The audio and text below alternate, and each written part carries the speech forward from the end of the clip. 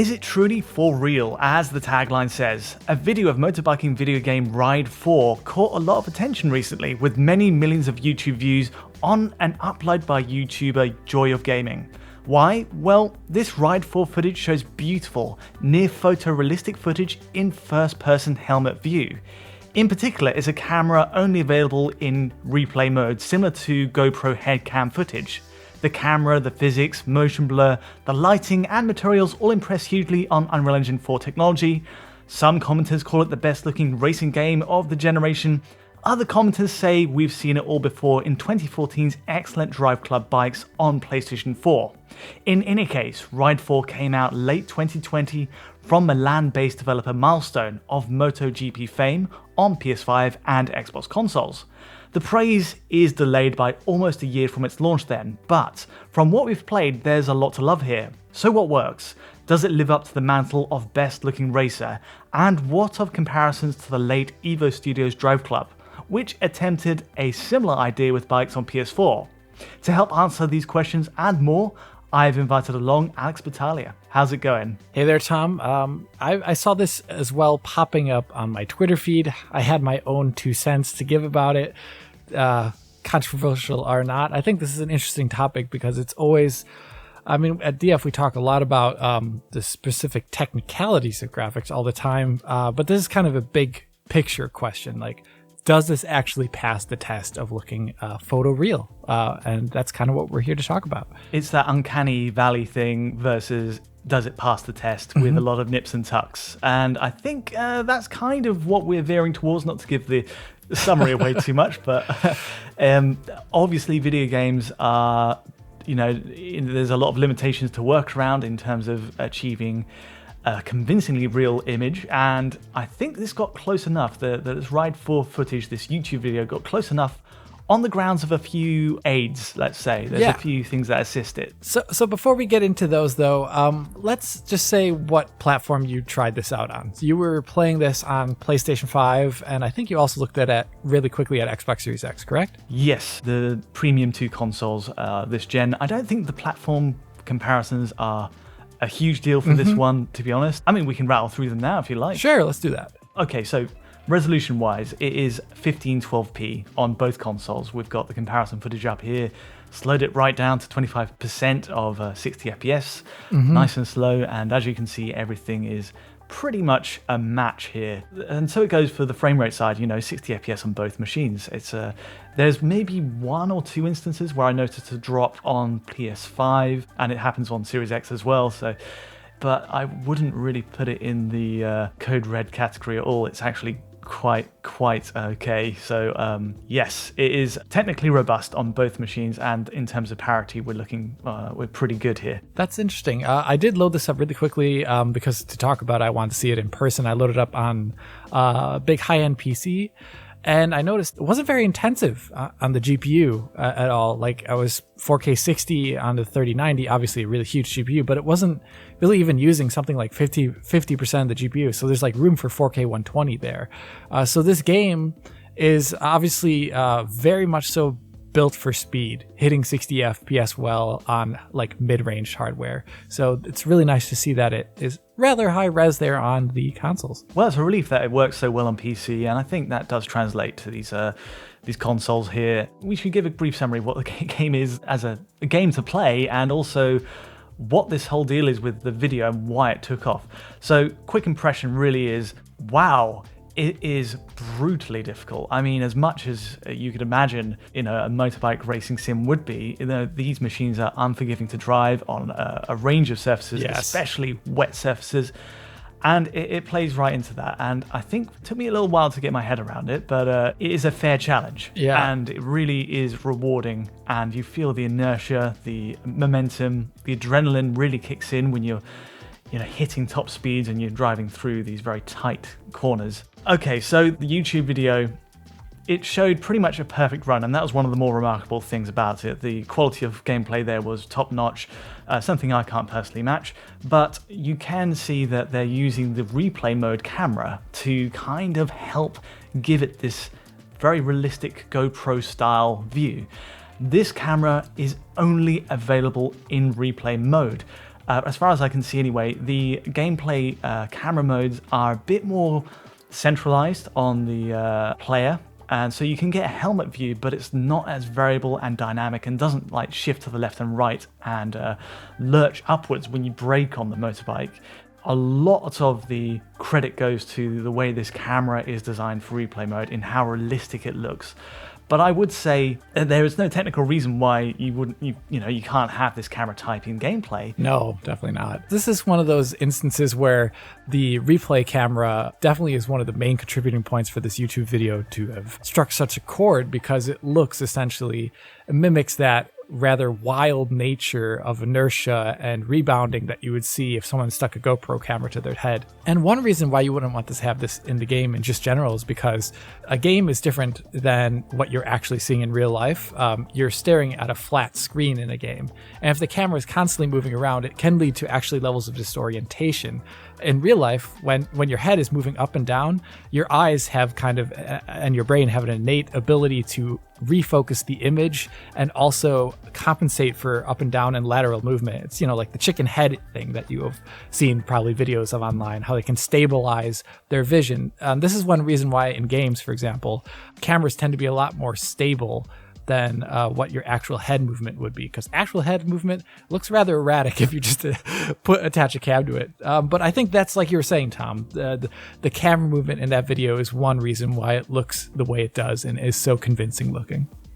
Yeah, it is the way the camera bobs to the way the engine revs, the terrain, the bounce on the terrain, everything is a bit more accurately simulated. But it just like with, if you have nausea with VR-based games, it's the same effect. There's that disconnect between what you're seeing and what you're playing, and what you're feeling in the real world. That can cause you to feel a little bit off. But yeah, it looks incredible. In a video, it's amazing to look at. I suppose there are some other things here that really stand out. Yeah, so this one is one we've seen quite often in games. The color grading in the scene that we're looking at here, it's already an overcast scene. In real overcast scenes in real life, there's actually not a lot of contrast in the visuals at all, because, well, there's no actually direct shadows to create contrast from, because the sun is being obscured. Here in the video, and like you would see maybe in a rather modern color graded video from, for example, some sort of film, is they kind of blow out the whites a bit, and they also increase the contrast of shadowed regions. So if you look up at the sky, it's almost pure white, and you look at the reflections of that sky on the ground, they almost start hitting areas of pure white. As strange as this sounds, this kind of way of color grading a game it's a very modern approach. This is not necessarily realistic, but it's just approaching a way we see media in other areas, and we go, oh yeah, we've seen this kind of visual stuff before, and it starts to look real to our mind. In real life, actually, overcast days can actually look quite a bit different, and sometimes extremely boring, because they essentially actually lack contrast. And that really plays to the realism as well, like the fact it is slightly overexposed, I guess. The fact we've also got this drizzly overcast circuit really helps. It's the Northwest 200 in Northern Ireland, a village at the centre of this, which, because it whips by so quickly, you don't really have time to take in the details there either. So the speed actually helps disguise a lot of the limits that might be hidden here. And another thing about this overcast time of day is, like I was saying earlier, where it eliminates things like direct shadows primarily. And so, a normal part of games that use like graphics that we've seen for the last couple of years, you'd see like shadow map fizzles. And if you go to daytime sections in this game where there is not this overcast lighting, I'd actually say things like the shadows give away the fact that it is very much so just a video game. Like, you look at that shadow underneath the rider there, it's got like shadow map artifacts in it. You look at the shadows in the distance, they're popping in there. You can see shadow cascades moving along with the camera. This overcast time of day that this video is also set at helps quite a lot to mask typical rendering artifacts. And that's something we saw in DriveClub too. Go back to DriveClub back in the day.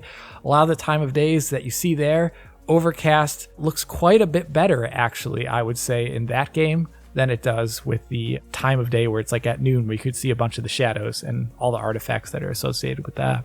Yeah, and I've got to give credit to the bike itself. The bike has got a lot going for it to help, like the wing mirrors both run at 60 FPS, as does the main action. A lot of people in the comments of that YouTube video paid attention to the braking fluid in the front that has liquid physics, and it splashes in the reservoir container in the front there, and the container even bobs and shakes to the inertia of the ground.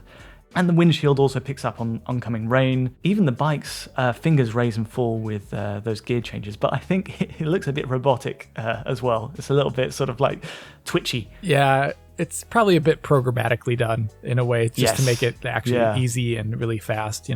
A big part of that, in a game is you don't want to be waiting for an animation to complete if you're, racing. You want it to be immediate, as it would be in real life. You'd be as fast as your actual movement. So I can't fault them for that. That's pretty normal. I do think the bike looks pretty awesome. But I think one thing that we can talk about, if we can start getting into another aspect of this, is the materials are also greatly helped by this time of day that we're currently looking at. Like, once again, you go to the normal time of day in the game and you look at the bike materials, I would honestly say that they don't look nearly as impressive because, once again, rain, video games are getting okay for a while now. I would say at least since the beginning of the PlayStation 4 and Xbox One generation, they're getting okay at representing very reflective metallic things usually. But as soon as they start to get more complex and it's not just, completely rain soaked, materials start looking a little bit less realistic, and you start noticing things like, oh, actually, there's not a lot of really small micro shadows on the dials and knobs and stuff in first person. It's actually, it's missing those things. It's missing self-reflections in the metal too, things like that you would also notice. But when you all of a sudden make everything essentially extremely wet and shiny, it amortizes these issues, I would say, and you don't notice them as often.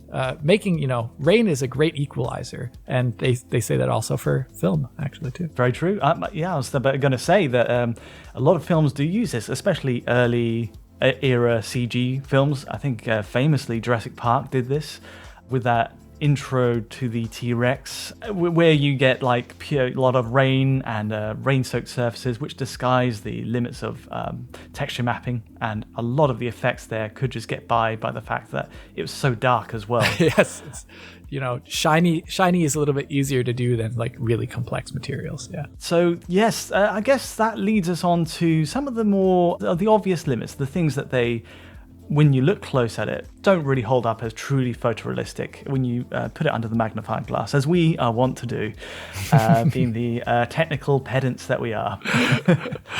Okay, the body ragdolls in this game are beyond. I'm not 100% sure if I've never, thank goodness, been in a crash as significant as this, but I'm not convinced that I'd go spinning and flying in quite the same way as they're portrayed in the game. I'd also say screen space reflections, the use of them here is very much a standard technique and take of it, and I really truly believe ray tracing would have helped in this game hugely. Yeah, this is one of those where, for example, like we were looking at it earlier, when you just move the bike around any sort of corner at all, you can notice that the edges of the reflections, as they get towards the edge of the screen, all start kind of popping in. I mean, it's just all screen space stuff. Or like when you have a little dell, as you might call it in the road, in real life, the reflection doesn't resolve as soon as it starts getting it on screen there. It should be consistent. But here, because, it's just only taking screen space information, you can notice that the reflections fizzle in and out depending upon the curvature of the road itself. There's a lot of things, like the camera here just being so close to the ground. Some artifacts actually come out more than you would see in other games where the camera's maybe at a slightly different perspective. Another thing about reflections that you can notice if you go into the first person view is this is just a typical thing that you would see in a lot of games. They're trying to hit 60 FPS here. The racers in the background sometimes disappear and you can only see their shadows. You can see a lot of the background geometry going in and out. And this is nothing. This is no fault of the game developers themselves. This is just the nature of what real-time rendering can be. So it's kind of interesting to see, like, for me, when I'm watching something, I don't always see the big picture because my eye immediately notes inconsistencies much like it would like when you're watching a CG film. And that's like one of the aspects that immediately popped out to me when I was watching this the first time, is that I noticed that reflections were not there when they should be. And that just kind of took me out of it, even in spite of the fact that it looked really, really good. Yeah, I think it's got to be said, it's a gorgeous looking game despite all that. And there's some gaps to bridge over in terms of getting 100% there. Yeah. But for what it's worth, the game does look incredible. And, you know, all this time on, you know, it came out late 2020. It deserves the credit it's now getting. It is such a big shame that back then, you know, with the launch of the new consoles and everything like that, it was actually pretty hard to get coverage of anything that wasn't a juggernaut game at that point in time, because you know, it's just we have only limited capacity to do things. But I almost wish we did cover this back then, because it is awesome 60 FPS on console. The PC version seems super awesome. It looks great. It runs great. And it's kind of everything you want out of a racer in that aspect. There doesn't seem to be that many hitches, and we really, really like that, especially the 60 FPS. Yeah, it arrived late, but it's well deserved. But I think that's all we've got time for today on this one. What do you reckon? Yeah, I think that's about it. But just to once again reiterate it, Ride 4 looks great, so does DriveClub, but time marches on. Right. Thanks so much for joining me, Alex. Of course there, Tom. If you did enjoy this video, feel free to like or subscribe, and don't forget to hit that bell to get notifications as any new video lands. And of course, you can get a high quality version of this video at our Patreon at digitalfoundry.net. And to get in touch with myself, Alex, or the rest of the DF team, you can use Twitter. But from all of us, thanks for watching.